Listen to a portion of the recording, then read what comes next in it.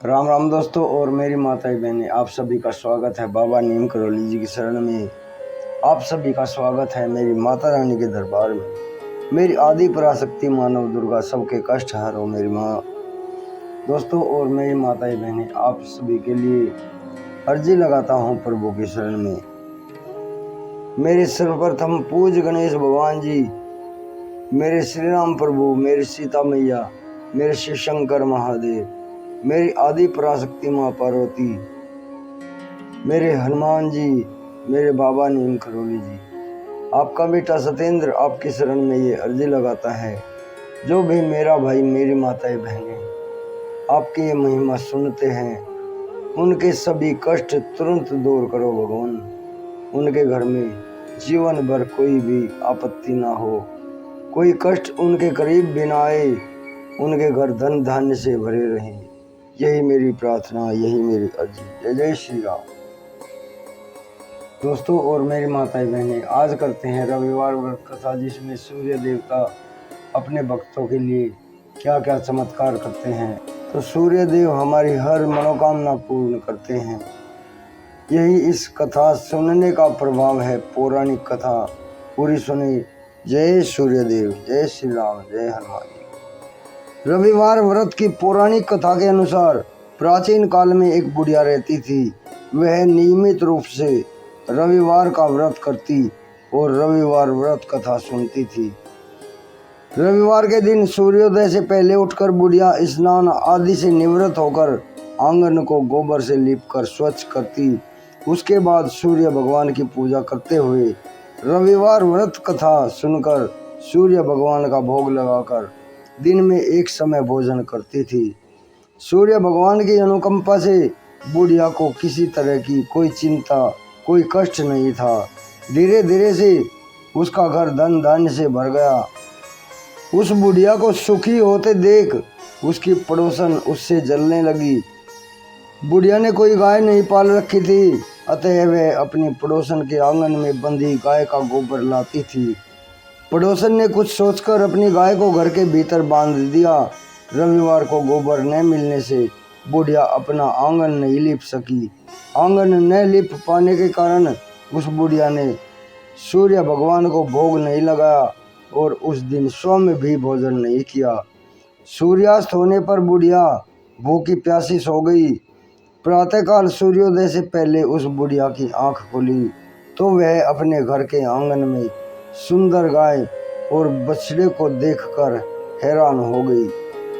गाय को आंगन में बांधकर उसने जल्दी से उसे चारा लाकर खिलाया। पड़ोसन ने उस बुढ़िया के आंगन में बंधी सुंदर गाय और बछड़े को देखा तो वह उससे और अधिक जलने लगी। तभी गाय ने सोने का गोबर किया। गोबर को देखते ही पड़ोसन की आंखें फटी की फटी रह गई। पड़ोसन ने उस बुढ़िया को आसपास न पाकर तुरंत उस गोबर को उठाया और अपने घर में ले गई तथा अपनी गाय का गोबर वहां रख गई।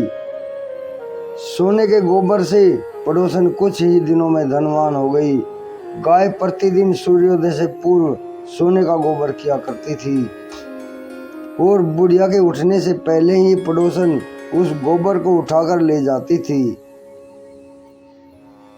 बहुत दिनों तक बुढ़िया को सोने के गोबर के बारे में कुछ पता नहीं था।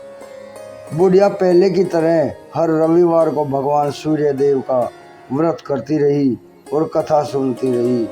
लेकिन सूर्य भगवान को जब इस बात का पता चला, सूर्य भगवान को जब पड़ोसन की चालाकी का पता चला तो उन्होंने तेज आंधी चलाई। आंधी का प्रकोप देखकर बुढ़िया ने गाय को घर के भीतर बांध दिया। सुबह उठकर बुढ़िया ने सोने का गोबर देखा तो उसे आश्चर्य हुआ। उस दिन के बाद बुढ़िया गाय को घर के भीतर बांधने लगी। सोने के गोबर से बुढ़िया कुछ ही दिनों में बहुत धनी हो गई।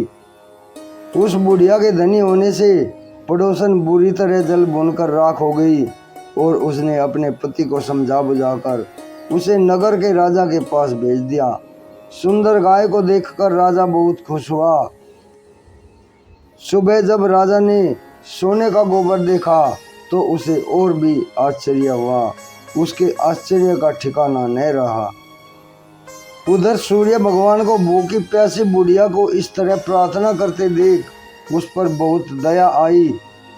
उसी रात सूर्य भगवान ने राजा को स्वप्न में कहा, राजन, बुढ़िया की गाय व बछड़ा तुरंत लौटा दो, नहीं तो तुम पर विपत्तियों का पहाड़ टूट पड़ेगा, तुम्हारा राजपाट चौपट हो जाएगा, छिन जाएगा, तुम्हारा राजपाट छिन जाएगा।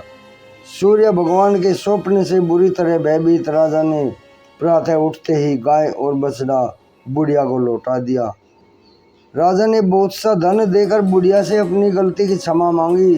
राजा ने पड़ोसन और उसके पति को उनकी इस दुष्टता के लिए दंड दिया। फिर राजा ने पूरे राज्य में घोषणा कराई कि सभी स्त्री पुरुष रविवार का व्रत किया करें। रविवार का व्रत करने से सभी लोगों के घर में धन दान की वृद्धि होती है, घर धन दान से भर जाते हैं। पूरे राज्य में चारों ओर खुशहाली छा गई। स्त्री पुरुष सुखी जीवन यापन करने लगे तथा सभी लोगों के शारीरिक कष्ट भी दूर हो गए। स्त्री पुरुष सुखी जीवन यापन करने लगे तथा सभी लोगों के शारीरिक कष्ट भी दूर हो गए। दोस्तों और मेरी माताएं बहनें, रविवार व्रत कथा आगे भी शेयर करें। सूर्य देवता आपके ऊपर सदैव कृपा दृष्टि बनाए, आपके शरीर में, आपके घर में किसी तरह का कोई रोग दोष ना हो, आपके घर में धन के भंडार भरे रहें, यही मेरी प्रार्थना। जय जय श्री राम, जय श्री सूर्यदेव, जय बाबा नीम करोली महाराज जी, जय हनुमान जी की, जय माता की।